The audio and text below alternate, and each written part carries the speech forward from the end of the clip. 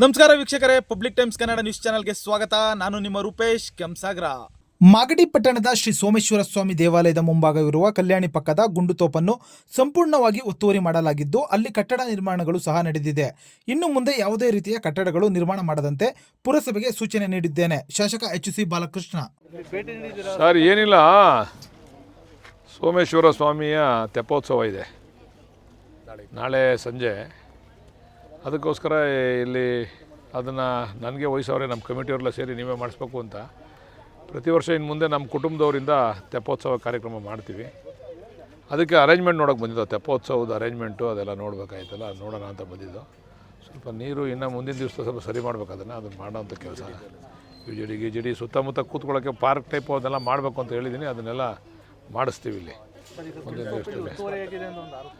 ಗುಂಡುತೋಪು ಒತ್ತುವರಿ ಎಲ್ಲ, ಗುಂಡುತೋಪು ಪೂರ ಒತ್ತುವರಿ ಆಗ್ಬಿಡೋದೆ. ಒಂದಷ್ಟು ನಮ್ಮ ನಾಗರಾಜಣ್ಣಂದು ಸ್ನೇಹಿತ, ಒಂದಷ್ಟು ನಮ್ಮ ಜಯರಾಮಣ್ಣ ಮಾಜಿ ತಾಲೂಕ್ ಪಂಚಾಯತಿ ಅಧ್ಯಕ್ಷರದು, ಗುಡ್ಡೇಗೌಡರು ಎಲ್ಲ ಕೊಟ್ಬಿಟ್ಟು ಹೋಗ್ಬಿಟ್ಟವ್ರೆ ಎಲ್ಲ ಆಗಲೇ. ಇನ್ನು ಮುಂದೆ ಯಾರು ಕಟ್ಕೋಬೇಡಿ ಅಂತ ಮನವಿ ಮಾಡ್ತೀವಿ. ಗುಂಡುತೋಪಾಗಿರೋದ್ರಿಂದ ಯಾರನ್ನ ಕಟ್ಕೊಂಡ್ರೆ ಅದನ್ನು ಡೆಮಾಲಿಷ್ ಮಾಡೋವಂಥ ಪರಿಸ್ಥಿತಿ ಆಯ್ತದೆ. ದಯಮಾಡಿ ಯಾರು ಕಟ್ಕೋಬೇಡಿ ಅಂತ ಮನವಿ ಮಾಡ್ತೀವಿ. ಕಟ್ಕೊಂಡ್ರೆ ಈಗ ಏನೈತೆ, ಈಗ ಎಷ್ಟೋ ಮನೆ ಅಷ್ಟೇ ಇರ್ಬೇಕು, ಇನ್ನು ಹೊಸ ಮನೆ ಕಟ್ಟೋಕ್ಕಾಗಲ್ಲ. ಇನ್ನು ಈಗ ಕ್ಲೋಸ್, ಪಾಯ ತೋಡ್ರೋ ಕ್ಲೋಸ್ ಮಾಡ್ತೀವಿ. ಯಾವ ಗುಂಡುತೋಪಲ್ಲಿ ಯಾರು ಪಾಯ ತೋಡೋಂಗೇ ಇಲ್ಲ.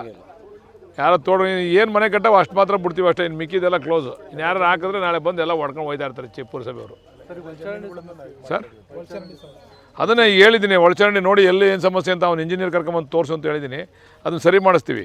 ಈಗ ಈ ನೀರೇ ಅಲ್ಲಿ ಹೋಗೋದು, ನಮ್ಮ ಗೌರಮ್ಮನ ಕೆರೆ ಹತ್ರ ಹೋಯ್ತದಲ್ಲ, ಈ ನೀರೇ ಹೋಗೋದು. ಅದನ್ನು ಸರಿಯಾದ ರೀತಿಯಲ್ಲಿ ಡಿವಿಯೇಟ್ ಮಾಡಿ ಅಲ್ಲಿ ಬಿಡ್ತಕ್ಕಂಥ ಕೆಲಸ ಮಾಡ್ತೀವಿ. ಈಗ ನಿರಂತರ ಸುದ್ದಿ ಸಮಾಚಾರಕ್ಕಾಗಿ ವೀಕ್ಷಿಸಿ ನಿಮ್ಮ public times Kannada news channel ಅನ್ನು. ವಂದನೆಗಳು.